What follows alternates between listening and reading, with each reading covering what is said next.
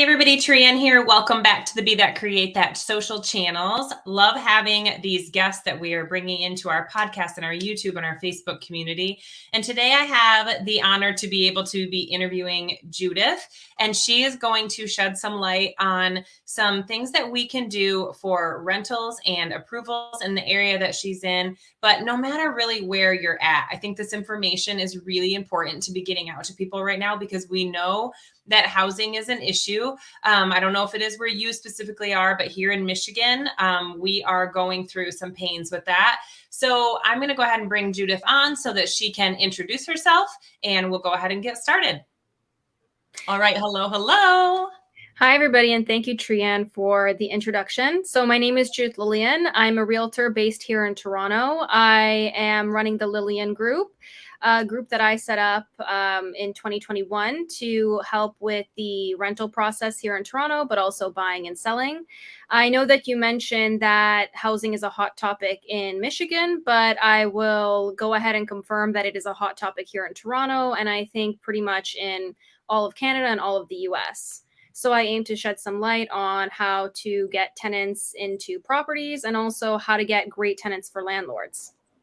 Yeah. So I would love for you to also share with the group, how did you get into what you're doing right now? You know, we talk a lot about how leadership starts with how we lead ourselves first. So how did you get started into what you're doing now? And, where do you see that vision going for you for your future? Absolutely.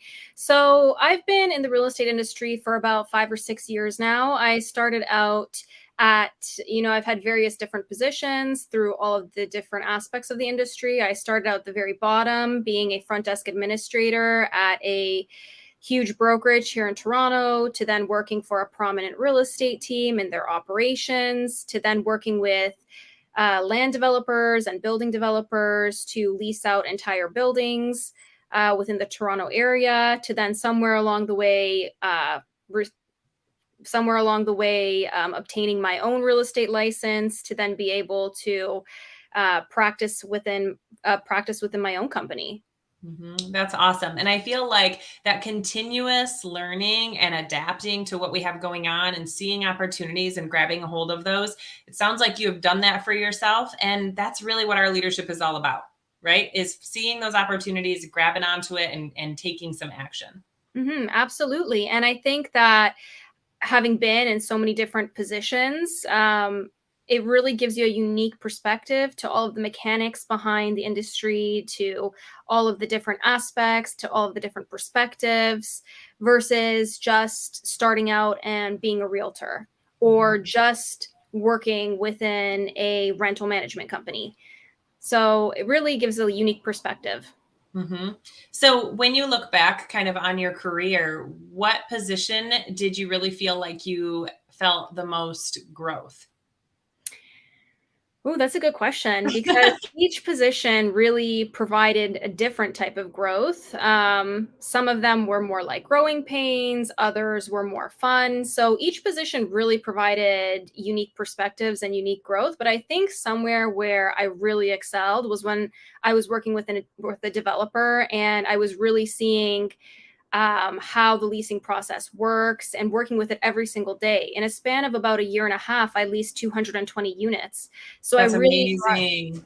So I really got to work with a lot of tenants, work with the approval process, really got to know all the details intimately. That's awesome. Good. All right. So when you think about where you want this vision to take you, is there anything that you're working towards right now that you would like to either add to your business, or maybe what is your business focusing on next? Absolutely. So when I was working when I was really specializing and really niche down in the rental industry here in Toronto, I really saw a need for guidance for tenants. So where to look, how to get approved, how the application process works, how to maximize your time when you're going on showings, how to find the right locations to even go and do showings in.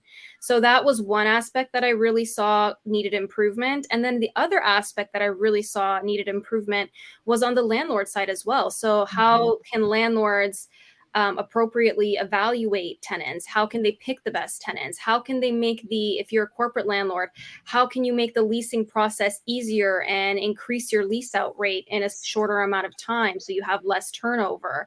How to make your process more pleasant for the people who are applying? How to make the showing process more pleasant for the people who are touring? So I really saw a need for a streamlining in both sides, and also how to make it more enjoyable, more modernized. And so that's when I set up the Lilian Group, which focuses on helping both tenants and landlords with these things. I love that. And, kind of what we were talking about before we got started was, we're restaurant operating partners and we employ about 45, 50 people. And I would say currently 10 to 20% of those people are struggling with housing. And some of the reason that they're struggling with the housing is that they don't have their credit, they don't have the savings, they don't have, the income base or whatever. And there just isn't enough available for people in that section right now. So could you maybe give us some tips and tricks around that to help people maybe, get more approvals, or maybe what they need to work on to get to that approval process? Absolutely. Thank you so much for bringing that up, because that's something that I think definitely needs a conversation about, even how the rental process works. So the problem that you mentioned in Michigan, it's the same thing here in Toronto. The prices have also skyrocketed for rents in Toronto, which doesn't make things easier. And then there's also so much competition. And the reason that there's so much competition is because supply is kind of tight in Toronto right now for rental properties. Now, something that I think that most people need to note is that there's two types of landlords. There are private landlords, who are just individuals who own maybe the one rental unit or anywhere between 1 and 5 rental units. It's their own personal residential property that they've bought as an investment, and they are only working with the 1 or 2 or 3 units. So that's all the supply that they have to offer. And then that's the first type of landlord. And then the second type of landlord are the corporate landlords. The corporate landlords are buildings that are rental buildings. So they have a lot more supply because they have a lot more units that they're looking to rent. And then on top of it, they also have turnover. So they have people who are moving out. When you are applying for either of these types of units, the two things that you need are income verification and a credit score plus report. So with the income verification, I always recommend that you have a employment letter plus 3 recent pay stubs, your last 3 pay stubs. And for the credit score, to have the credit score and the report on you. I always recommend that you do your own credit score and you get your own credit report for 2 reasons. The first reason is for you to have it in hand, for you to have that information so you know where you stand. And it's also good to know. Here in Canada, Equifax will give you 1 free credit report per year. You can go on their website and you can download it directly.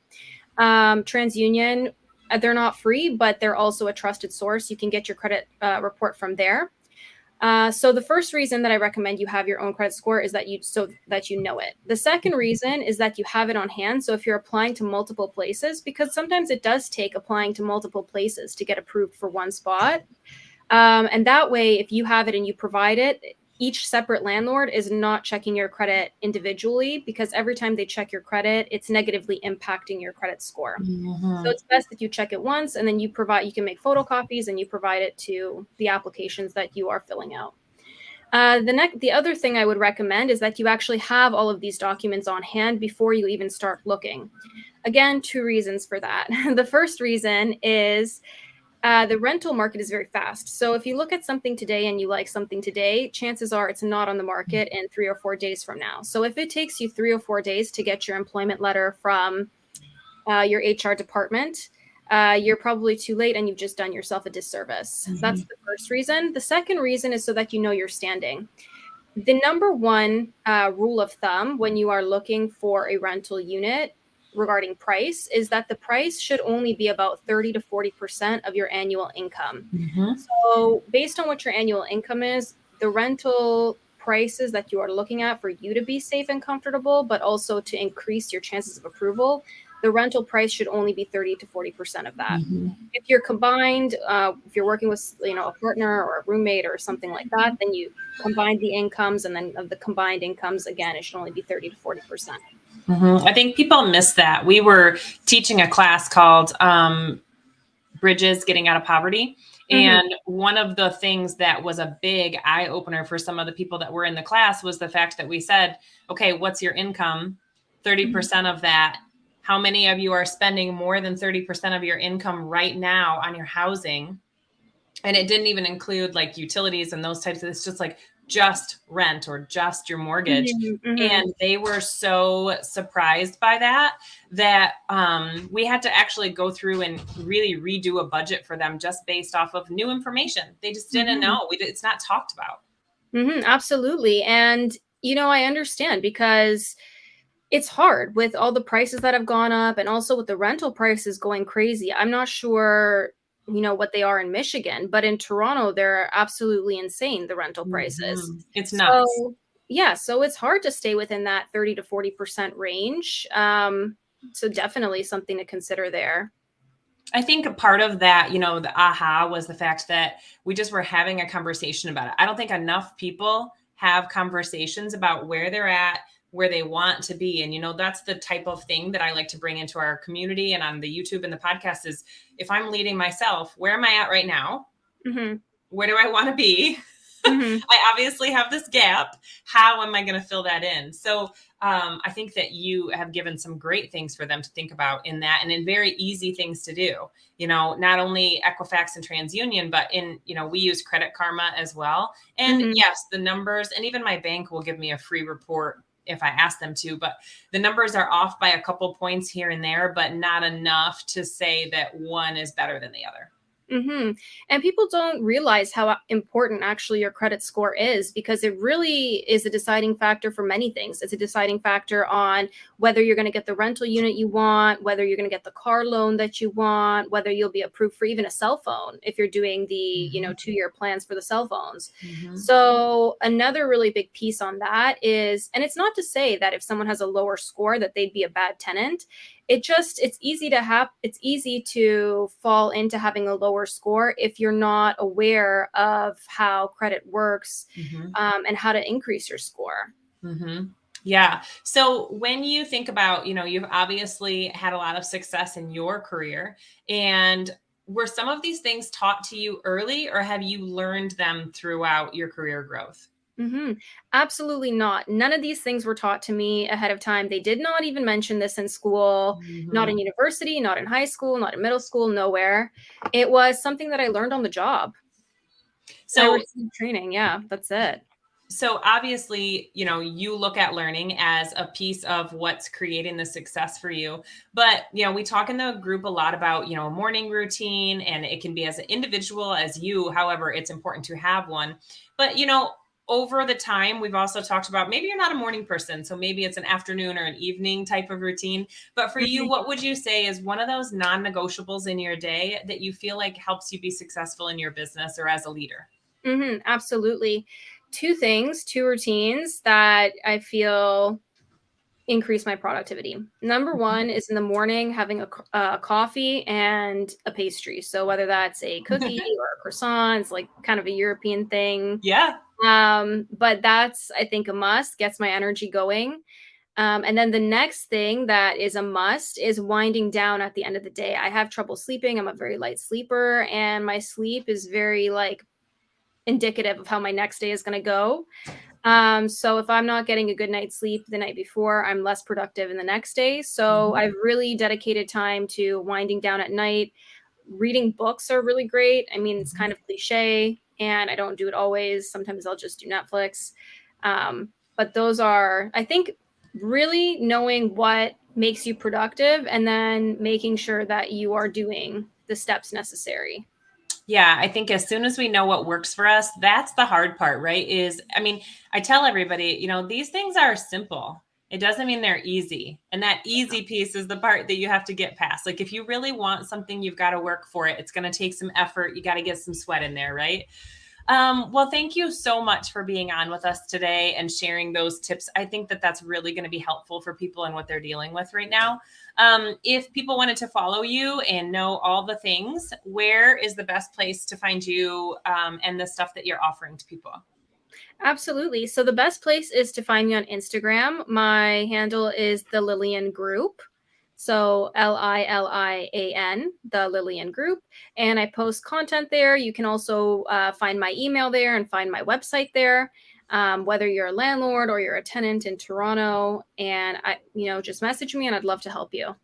I love that. And I've had you on here hot seat now for about 15 minutes. I thank you for that. I don't prepare questions ahead of time. And I always appreciate that my guests are like, I know my stuff and I know what I want to share. So I love that about you. But do you have any questions for me? How long have you been doing this? Oh, I love, gosh. like, when I was looking into what you're doing, I love the mission. I love the community. How long has it been?